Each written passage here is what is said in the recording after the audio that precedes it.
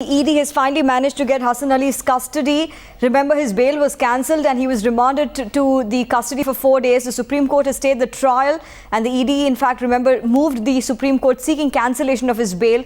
The Supreme Court said that we were deeply disturbed seeing the magnitude of the case and the bail being cancelled. And well, let me first actually go across to Rhythm, who has the latest information coming in.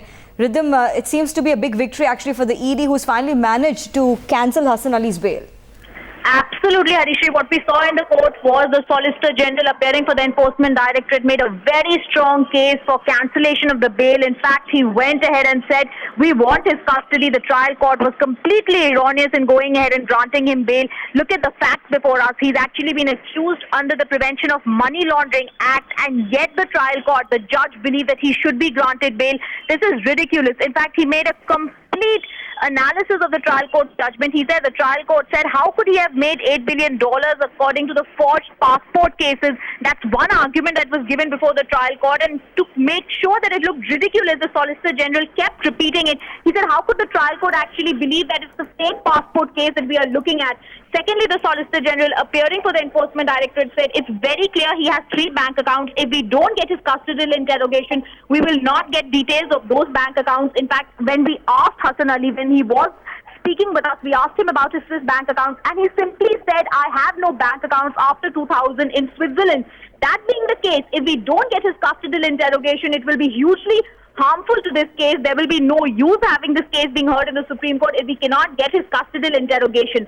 Those being the very grounds of the case, the Supreme Court went ahead and said, we are deeply disturbed seeing the magnitude of the case, seeing how the proceedings have been going on till now. We go ahead, should we give you custodial interrogation? There was just one point that the court was really worried about. Should we give you custodial interrogation without giving him a chance to be heard? And the court, again, the Solicitor General appearing for Enforcement Directorate, once again said, you have to give us the custodial interrogation. Look at the magnitude of the case. Look at the seriousness. Look at the way brazenly Hassan Ali is denying having had any Swiss accounts after 2000, whereas Switzerland has shown us information about him having accounts.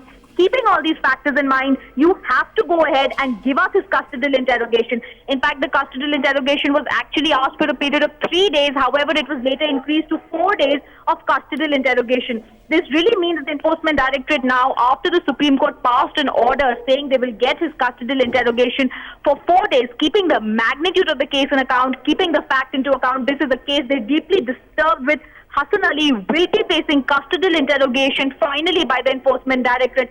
Some answers will have to be prepared by him. The brazen account that he gave in the lower court will not be done justice to by the Enforcement Directorate. Very clearly, it's now for Hassan Ali to really answer the questions being put to him finally by the government, finally by the Enforcement Directorate. A very, very, very strong emphasis on that being given by the Solicitor General in the Enforcement for the Enforcement Directorate case in the court. Very clearly this time he said, Hassan Ali is being brazen with us. He's not answering our questions. He's completely denying have had any Swiss bank accounts after 2000. How do we manage to deal with him or ask him any questions if that's the kind of answers he gives us? How do we manage to go ahead when the trial court judge simply goes ahead and gives him bail? This is absolutely ridiculous.